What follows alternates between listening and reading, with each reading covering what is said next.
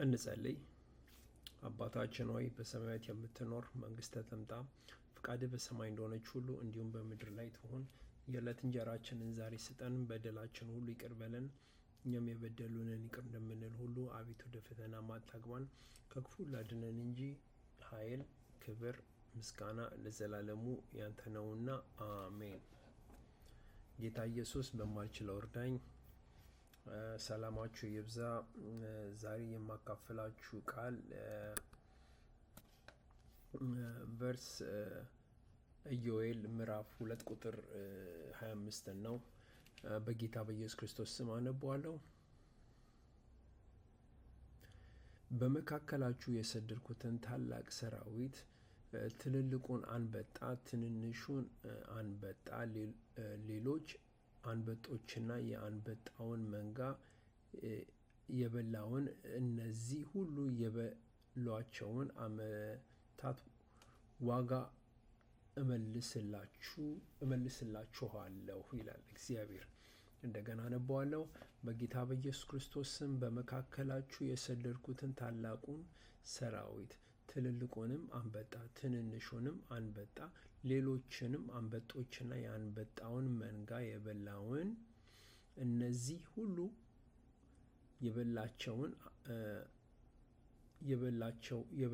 የበላቸውን ዓመታት ዋጋ እመልስላችኋለሁ ይላል ጌታችን እግዚአብሔር። እና ይሄ ምንን ያመለክታል? ይሄን በምናይበት ጊዜ በኢዮኤል ጊዜ በጣም አስቸጋሪ የሆነ አንበጣ ብዙ ነገር አጥፍቶ ነበረ እና በዛ ጊዜ ይሄም አንበጣ የተለያዩ አይነት ፍራፍሬዎችን እና መሬቱን ባዶ አርጎ አስቀርቶት ነበር እና ይሄ በኢኮኖሚኩ ብቻ ሉዝ የተደረገ እና የጠፋ ሳይሆን በመንፈሳዊም ሆነ በኢሞሽናልም ሆነ የራሱን የቻለ ችግርና ሕመም ነበረበት። እግዚአብሔር ይሄንን ያደረገው ስነስርዓት ሊያስተምራቸው ነው እንጂ የመጨረሻው ጥፋት አልነበረም፣ ዲስትራክሽንን አልነበረም ማለት ነው።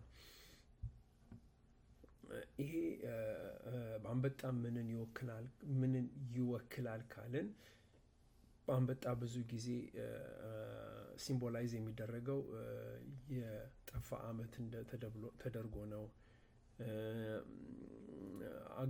የጠፋ አጋጣሚ ተደርጎ ነው የሚደረገው እና ኃጢአትና አንዳንዴ ደግሞ አብሮት የሚያመጣውን መዘዝ ተደርጎ ይታያል።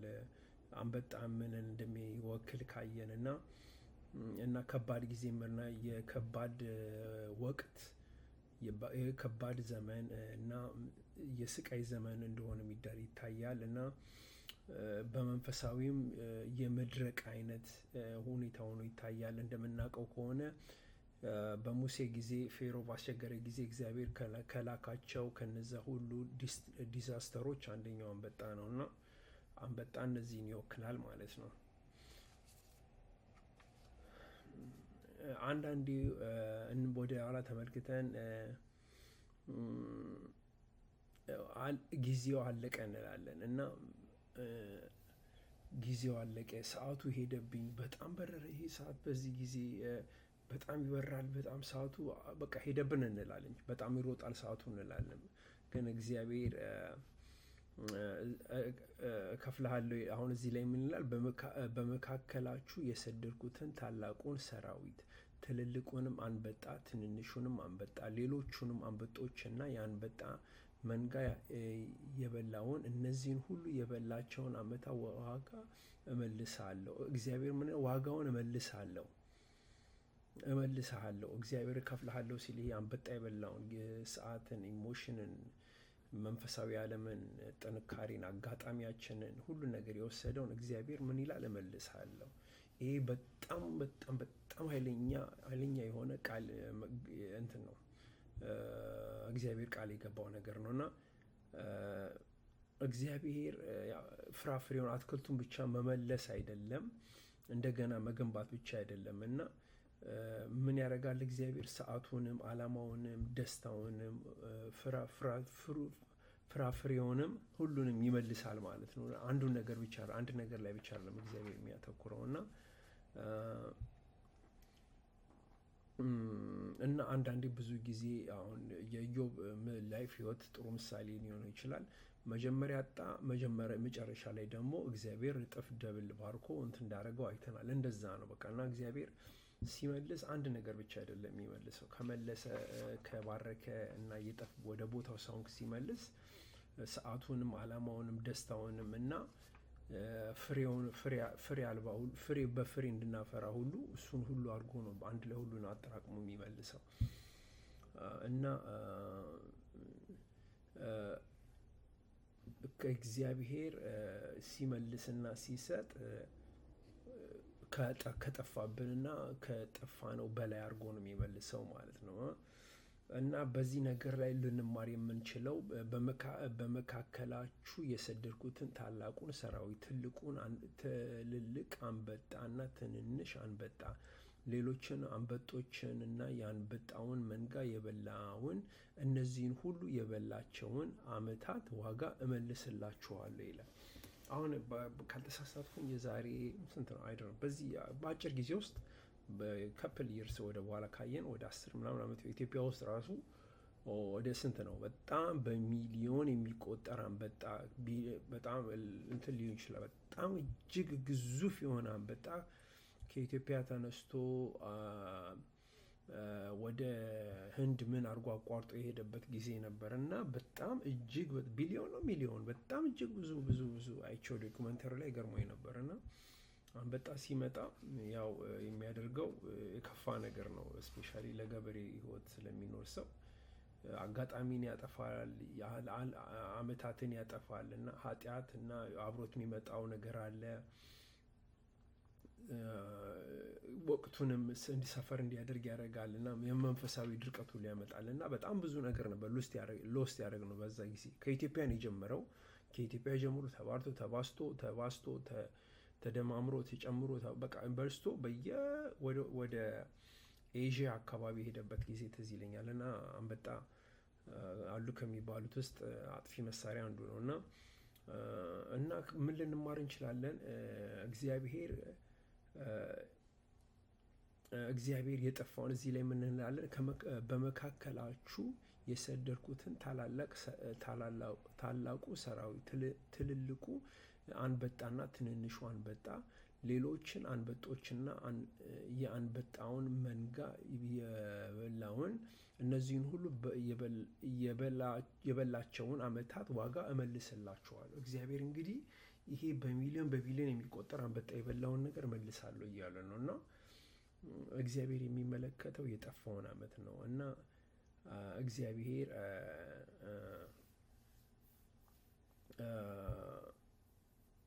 እግዚአብሔር ያው ስነ ስርዓት እንዲኖር ሲፈልግ የፈለገውን ነው የሚያደርገው እና ደግሞ ይመልሶ የጠፋውን ነገር ይገነባል። መንገድን ስርዓት አስይዞ ትክክል ነው፣ ትክክል አይደለም፣ እውነት ነው፣ ውሸት ነው፣ መጥፎ ነው፣ ጥሩ ነው ብለን ስንተስብ በዛ መንፈስ ቅዱስ አብሮን ይሰራል እና በዛ ውስጥ እግዚአብሔር እያስተካከለ ወደፊት ይመራል ማለት ነው እና ያው እግዚአብሔር እና እንዲህ ያደረገ ነው እንትን የሚለው እና የእግዚአብሔር ምሕረት ከሁሉም በላይ ያለፍናቸው ህይወት ከነሱ ሁሉ የበለጠ ነው እና አሁን ወደዚህ ነን። ወደፊት የሚሄዱ የእግዚአብሔር ምሕረት ነው እንጂ በእግዚአብሔር ምሕረትና ጸጋ ካልሆነ አሁን እዚህ ቆመን ወደፊት ልንሄድ አንችልም እና ያው አንድ ነገር በእንግሊዝኛው ደስ ይላሉ። ሪስቶሬሽን የሚመጣው ንስሐ ስንገባ ነው እና ሪስቶሬሽን ሊመጣ የሚችለው ንስሐ ስንገባ ሪስቶሬሽን ይመጣል ማለት ነው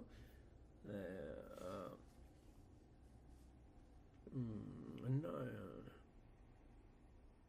የእግዚአብሔር የጠፋውን የወደቀውን ቤት ሊሰራ ሊገነባ ይችላል። አይደለም እግዚአብሔር ሰው ራሱ እኮ አንድ ቤት ከፈረሰ ምን ካለ ተጠርቶ ጠቅጠቅ አድርጎ እንትን ይላል። በዛ አይነት ደግሞ እግዚአብሔርን ደግሞ እንዴት ትልቅ ነገር ሊሰራ እንደሚችል ማስተዋል እንችላለን እና እግዚአብሔር የታመምነውን ነገር የተሰቃየነውን ነገር ሊጠግንና ሊገነባ እግዚአብሔር ሁሌ ዝግጁ ነው። ዋናው የሚያስፈልገው የኛ መጠየቅ ነው። እግዚአብሔር ፍርድን ሁሉ ወደ መባረክ ይቀይራል እና በእግዚአብሔር ሰዓት፣ በእግዚአብሔር እጅ፣ በእግዚአብሔር ዓላማ ውስጥ ምንም አይነት ሰዓትና ጊዜ ሊጠፋ አይችልም እና እግዚአብሔር ሁሉን ነገር በሰዓቱ በወቅቱ አድርጎ ሰርቷል እና በእግዚአብሔር ዓላማ ውስጥ ምንም ነገር እየጠፋና ዌስት የተደረገ ነገር የለም። አይደለም በእግዚአብሔር እንትን ውስጥ እዚህ ግር ራሱ ያለን ቆሻሻ ራሱ ሲጣል እኮ ዌስት አይደረግም። 4 አይነት ኦፕሽን አለ። በየአራቱም በእያንዳንዱ የራሱን የቻለ እርጥብ፣ ደረቅ እና ካርቶን ምን እያለ እየተለያየ ነው። አይደለም በእግዚአብሔር እንትን ይቀርና እና እንትን አለ እና በእግዚአብሔር ሰዓት ውስጥ ምንም ነገር ዌስት አንበጣኝ ነው እግዚአብሔር ደግሞ መልሶ ሪስቶር አድርገው ማለት ነው እና በነ ሙሴም አይተናል፣ በነ ኢዮብም ጊዜ አይተናል ሪስቶር ሲያደርግ እግዚአብሔር ሕዝቡን እና ዓመት እንደው ረዥም ጊዜ ሊመስለን ይችላል። እግዚአብሔር ግን ከሰዓት በላይ እንደሆነ ነው ብዙ ጊዜ መጽሐፍ ቅዱስ የሚነግረን እና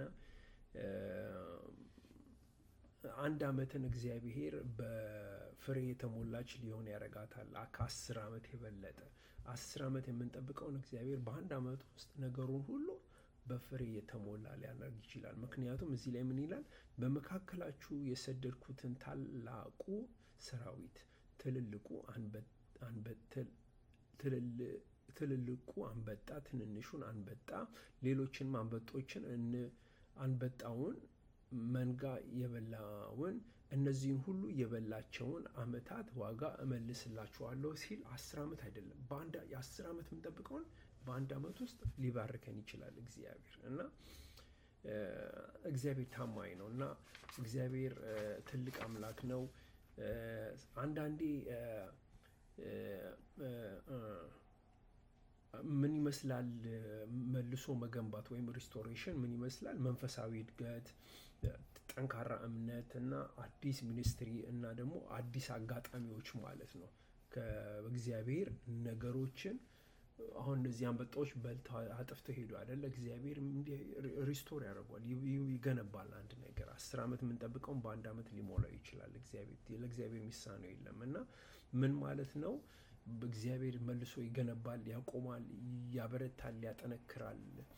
ቤትን በድንጋይ ላይ መስራት መንፈሳዊ እድገት፣ መንፈሳዊ ጠንካራ የሆነ እምነት እና ከእንደገና ደግሞ አዲስ የሆነ ሚኒስትሪ፣ ከእንደገና ደግሞ አዲስ የሆነ አጋጣሚዎችን እግዚአብሔር ይሰጣል። የኛ ብቻ የሚጠበቀው ትክክል እውነት ጥሩ መስራት ነው እና ስህተቱን፣ ውሸቱን፣ መጥፎን እየቀየረ እየገለበጠ አንበጣ ከሆነብን እግዚአብሔር መንገድ ይከፍታል ማለት ነው እና እንደዚህ ነው ያው እግዚአብሔር ለእግዚአብሔር